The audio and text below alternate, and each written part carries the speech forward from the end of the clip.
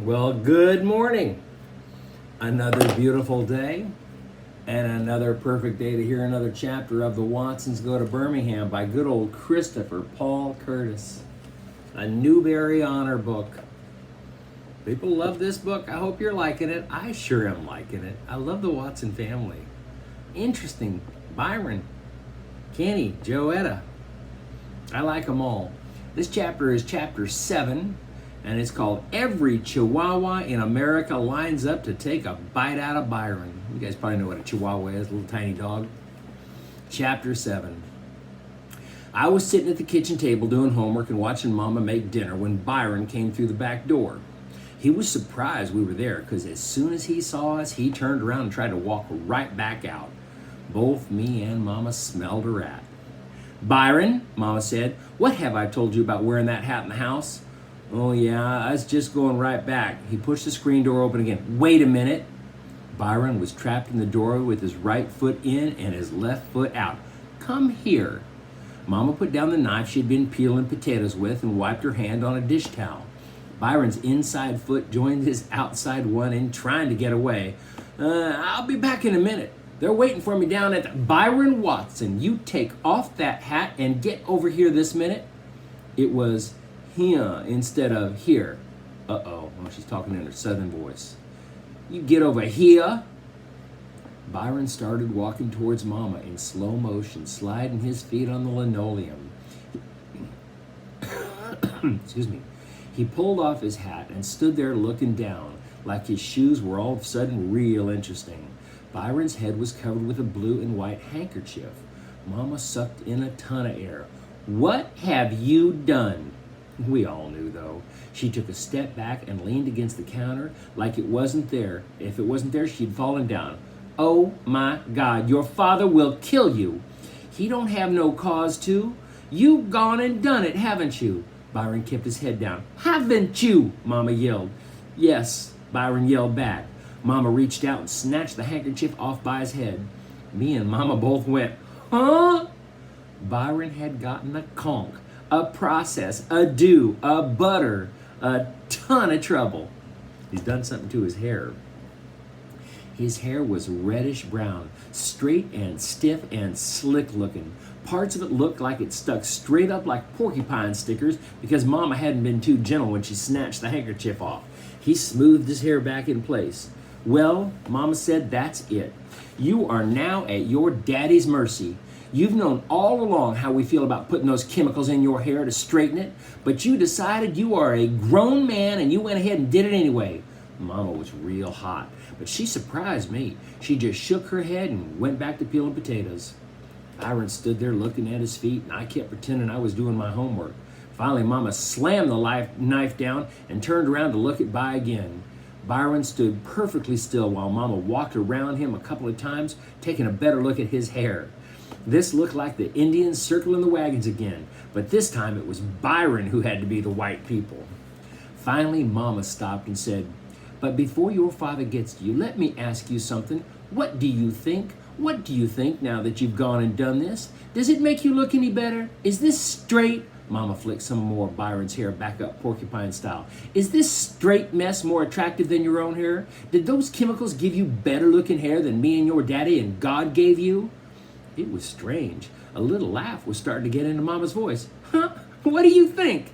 Well, bozo, she said, flicking a piece of By's hair out over his left ear and then another piece out over his right one. Maybe you were planning on joining the circus, 'cause you sure do, honest to God, look like a clown now.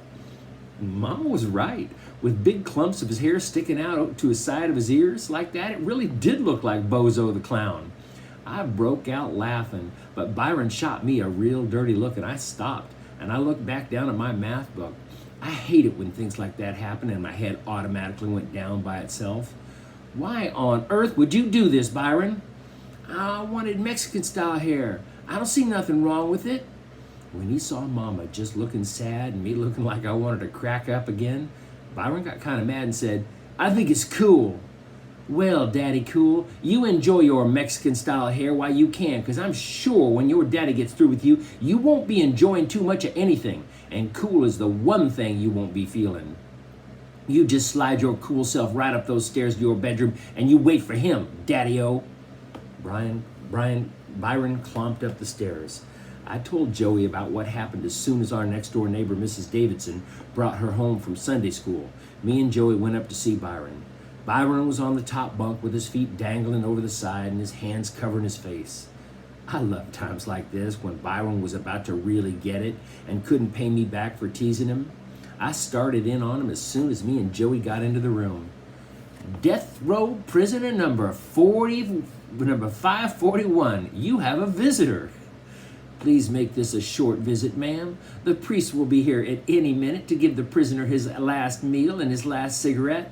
Oops, I forgot, no cigarettes for you, 541. You've been banned from ever looking at matches again, remember? Byron was feeling very sad. He didn't say anything to me. He didn't even give me a dirty look. That made me a lot braver. When she saw his hair, Joetta's eyes got real big and her voice got all choky. Byron Watson, what were you thinking about? Look at your head. Daddy's gonna kill you. Now come down from there. Let's go to the bathroom and wash that stuff out of your hair before Daddy gets here. Byron raised his slick down head from his hands. Go away, Joey. Come on, Byron. We gotta wash your hair till that junk comes out. Hurry. Joetta pulled on Byron's dangling legs. Now stop, Joey, he finally said. This don't wash out. It's got to grow out. You mean you have to keep it like that till it comes back normal? Yeah, Byron said, kind of smiling. They can't do nothing to it till it grows back. Oh no, Daddy's gonna tear you up. I said, that's right, ma'am. 541 is just waiting for the executioner to get home. Would you like to stick around and write down his last words? Joey turned and snapped. Why is this so funny to you, Kenny? Her eyes looked real mean. Who knows what Daddy's going to do to him? Byron's hands came back to cover his face. I said to Joey, why are you yelling at me? It wasn't me who went and got a butter. No one forced him to do it either. Makes me sick the way she's always protecting Byron. She turned back to him. Who did this to you, By? She didn't have to ask. There was only one other 14-year-old in the neighborhood who had a conch. I answered for him. It was Buphead. Why'd you let him, By? I told you to go away, Joey. No, Byron, why did you let him do this? 'Cause I wanted to, that's why. But didn't you know Mommy and Daddy would find out? Shoot, you think I care what them squares say? I said, and there you have it, ma'am. The reason 541 must die. He won't confess his guilt. Byron looked at me for the first time, and I started easing toward the door. He said, you think I don't know what you're doing, punk? You think I don't know you're loving all this mess? But I had been expecting this. This is just like that show I seen about wolves. They say that the top dog wolf is always getting challenged by the jive little wolves. They say the top dog wolf can't show no weakness at all. And then if he do, he gets hurt or something. If he steps on a broken bottle and he starts limping or something, all the little jive wolves in the pack start trying to overthrow him. That's what's happening right now. You think I'm hurt, and you think every other punk chihuahua in America is climbing out of the woodwork trying to get a bite out of me. Now let me tell you something. When we all heard the squeal of car brakes outside, Joey and I ran over to the bedroom window and looked out onto the street. The brown bomber had just parked in front of the house. Uh-oh, the dad's home. Joey started blubbering. Byron's legs dangled faster and faster. Dad got out of the brown bomber. I pretended I was holding a bugle and I started playing Day Is Done. You know that song they play at funerals? Byron, why won't you behave? Why won't you think about what's going to happen when you do something wrong? Why do you always do stuff to get people mad at you? Joey asked. Why don't you make a break for it, 541? I asked. We listened to the noises of Dad coming home from work, the clump in his boots, coming off and being dropped in the closet by the front door, and the whoosh his chair made when he sat in it. Dad saying, whew, sure is good to be home, and the second whoosh when Mama sat on his lap, and the sound of kisses and giggles and laughs, and then the words we'd waited for from Dad. So what's new on the home front, Mrs. Watson? Oh, not much. There's a surprise that one of your little darlings has for you, though. Good or bad? Well, I guess it depends on your point of view. Let me guess. Which one of the crumb crushers is going to surprise Big Daddy today? Your first one. Oh, Lord, what did he do? How serious is it this time? It can't be too bad. You seem pretty calm. Well, let's just say I'm numb. That bad? It depends. If you were happy with your son the way he was, this might be pretty bad. However, if you've always wanted a child from south of the border, you might be happy with the new young Mr. Watson. Okay, what's up? Let me put it this way. Do you remember the line Big Daddy used to give every girl at Central High School? Can't say I do. It goes like this. I can show you better than I can tell you. Ring any bells? Oh yeah, that does sound kind of familiar. Well, now is as good a time as any. Show me. All right, you asked for it. Oh, Byron, dear, could you please come down here for a minute? Mama didn't even raise her voice. She knew we'd been listening to everything they were saying. Byron took a deep breath and jumped off the top bunk and started down the stairs. I followed right behind him, pretending I was a reporter. I shoved an imaginary microphone in his face. Any famous last words, 541? Anything to say at all to all the little chihuahuas before they start coming out of the woodwork? Do you think the governor might call before they pull the switch? Are you going to come clean and tell what led you down to this road of crime? But I figured he didn't have anything to lose, so when we got about halfway down the stairs, he popped me square in the ear, hard. Getting up when you're not expecting it can really shake you up. My legs started wobbling like my knees were made out of jello, and my eyes leaked water and my nose started running. I tried to tell on by, but all I could do was just sit on the next to the last step and hold my ear as tears jumped out of my eyes. My throat wouldn't quit jerking up and down, making weird noises.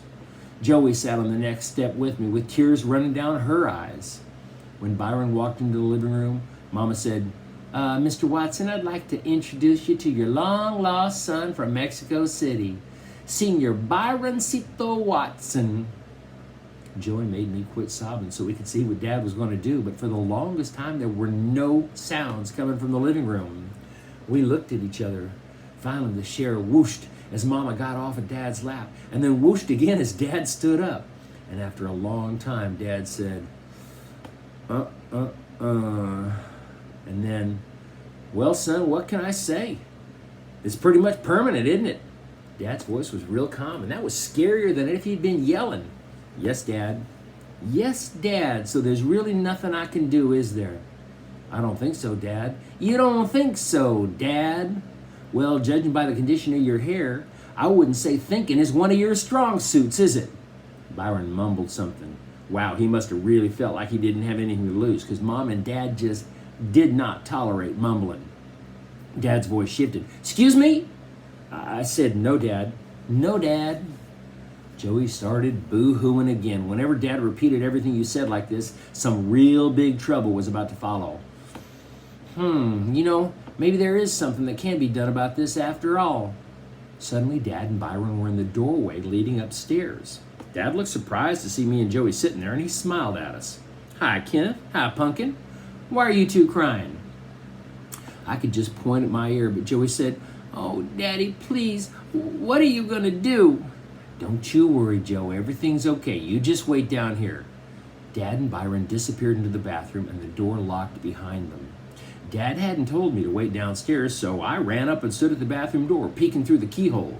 Someone had stuffed toilet paper in the hole, so I had to drop on the floor and peek under the door to see what was going on. From the way Dad and By's feet were standing, I could tell that By was sitting on the toilet and Dad was standing at the sink. Dad was rumbling around in the medicine cabinet. I could hear By sniff a couple of times, and then Dad started whistling that stupid song, Straighten Up and Fly Right. Dad's feet took 2 steps from the sink to the toilet. And Byron said, Oh, man! And I heard ch-chicka sound, and the floor around their feet started being covered with stiff, reddish-brown Mexican-style hair. Dad kept whistling and cutting. Ch-chicka. Oh, man! Hold your head still. I'd hate to cut off one of these ears by mistake. Dad went on whistling. Ch-chicka. Oh, man! Kenneth, what are you doing? Mama called me from downstairs. I ran from the door and got halfway down the steps before I said, Nothing, Mama. Come on down here and do nothing. Yes, Mama. What's your father doing? He's whistling Straighten Up and Fly Right, and he's cutting all of Byron's hair off. Mama laughed. Joey sat next to her looking worried. The three of us sat on the couch for about a half an hour before we heard Bi scream as loud as he could. Dad hollered down to us, "Just a little aftershave." We heard the bathroom door open. Dad came down the steps first. "Mrs. Watson," he said, "I'd like to introduce you to your long-lost son of Siam, His Royal Highness Ewell Watson." See, back in the day, there was this guy named Ewell Brenner, and he was in this show called The King and I. He was from Siam. Well, the thing you need to know about Ewell Brenner, he's always had a shaved head. He was bald-headed. So what did Daddy just do to Byron? Byron stepped into the living room with a real mean scowl on his face. Not only had Dad cut off all of Byron's hair, he'd shaved his head. By's head was so shiny it looked wet. "And, Mrs. Watson," Dad said, "you can't possibly deny this is your child. You can tell this boy has a ton of Sands blood in him. Look at those ears." I guess her maiden name is Sands. Poor Byron. If he'd known how far his ears stuck out to the side, I bet he would have never gotten that butter. I guess that butter is the chemical they put on your head. They call it butter. Straighten your hair. Mama put her hand over her mouth and said, "Lord, don't blame my side of the family. Someone switched this child at the hospital." Joey laughed because she was relieved that Byron hadn't been executed. Mom and Daddy laughed at Byron's ears, but none of them laughed as hard as me. "Now go get the broom and dustpan and sweep that garbage up in the bathroom and then go stay in your room. This is it, Bi. You're old enough now and you've been told enough. This time, something's going to be done. Now beat it." Dad's forehead was as wrinkled when he said this. They sent me and Joey outside so they could have one of those adult-only talks. When me and Joey drifted back into the house after what seemed like enough time for them to talk, Dad was on the telephone. He was holding the receiver away from his ear and making a funny face. I could hear someone yelling from the phone. Dad whispered to Mama, "Why does she think she's got to yell into the phone for a long-distance call?" Mama slapped his arm and whispered back, "You leave my mama alone." They were talking to Grandma Sands, all the way down in Alabama. They'd called the mom's mother, the grandma, down in Alabama. I wonder what they're talking about. Back in the day, they used to call those long-distance phone calls. Like if you were calling on the phone a long way from you, that was called a long-distance call, and they charged you more money for that. So people didn't make long-distance phone calls all the time because it cost a lot of money. Me and Joey were crowded up next to him on the couch, and we heard Mama Sands yell, "This is costing y'all a fortune, Daniel. Let me talk to my baby again." Dad handed the phone back to Mama and then dug his finger around his ear like he was going deaf. Mama gave Dad a dirty look and said, "Okay, Mama, we'll be getting back to you. We love you, bye-bye." She said this Southern style. And that was that. We thought that was the end of Byron's latest adventure until a week later when Dad brought home the TTAB 700 in the brown bomber. That's the way the chapter ends. Why were they talking to the mom's mother? What were they talking about? And what the heck is a TTAB 700? Something you could put in a car because they brought it home in the brown bomber. I guess we'll have to wait till next time to find out when we read chapter 8, which is called the Ultra Glide. I guess some of those questions will be answered. See you then. Adios, my friends.